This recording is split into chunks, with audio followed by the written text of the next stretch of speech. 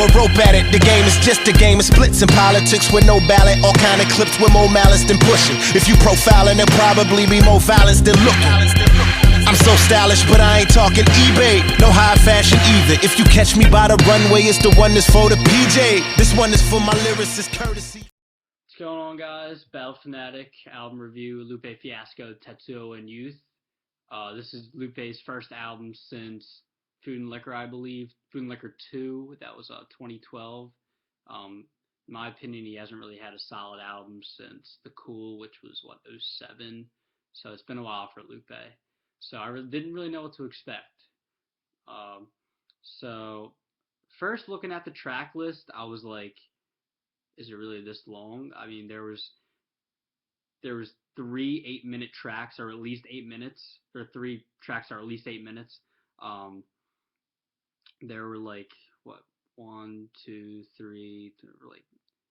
there were 5 or 6 tracks that were at least 4 to 5 minutes. So when I was looking at the track list, I was like, what? I'm really gonna have to listen to this like at least 2 or 3 times, you know.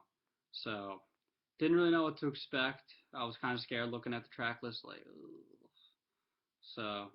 So yeah, but the first track, which was Mural, that was my favorite song on the whole album, and that was 9 minutes. That was him just 8.5 minutes of straight spitting, just straight bars. It was awesome. I couldn't stop playing that track. Then the next track was Dots and Lines. That was him talking about, his beef with Atlantic, the whole nine. I like the hook on that song too. It was a really catchy hook. Then it was Prisoner 1 and 2. I think that was supposed to be a two-part song. Or, no, it was supposed to be 2 songs, but he just made it 1. I like that song. It was pretty cool. Then it was Body of Work. I like that song. Then the next 2 songs were Little Death and No Scratches. Both had Nicki Jean on the hook. I like those too. And then by the 10th or 11th track is where the album started to shift for me. I wasn't really feeling it after that. It kind of seemed to change for me. Next track was Chopper. I wasn't a big fan of Chopper. I mean, he had like 9 other dudes hop on the song, and they all had like 40 bars each with at least minute verses. So that ended up being like a 9-minute, 32-second song, and I wasn't a big fan of that song. And then Deliver was a good song. I liked that. I liked the message on that song. And then Madonna, that was a cool track. And then Adoration of the Maggie, it was okay. And then I was kind of disappointed with the Absol track, the They Resurrect Over New. I know I was expecting more from Absol, and he didn't really come with it that much. So for the most part, it was a solid album.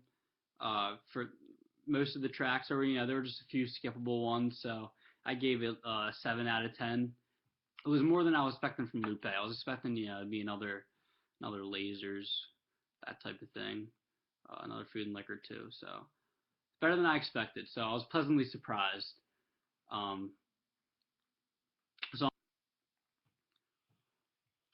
So I'm interested to see what Lupe does next. Him with his Atlantic beef. He'll probably lead the label. So we'll see where he goes from there, music wise. But other than that, look out for my next blog. I'll be doing a Blackout 5 recap before the week's over. So rate, comment, and subscribe.